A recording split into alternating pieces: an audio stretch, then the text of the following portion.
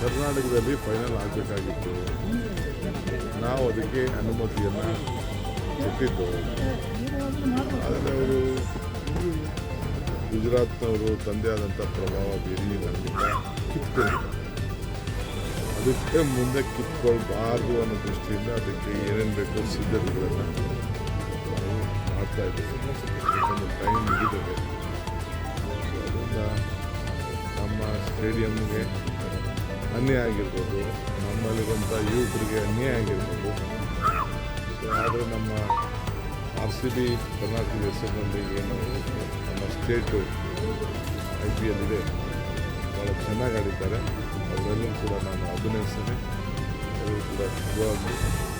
So on behalf of the state of Karnataka and all the fans of Karnataka, RCB followers, I wish them you have made proud Karnataka proud, RCB proud. ಮತ್ತಷ್ಟು ಸುದ್ದಿಗಳಿಗಾಗಿ ನೋಡ್ತಾ ಇರಿ public news 24x7. ಇದು ಸತ್ಯದ ಧ್ವನಿ.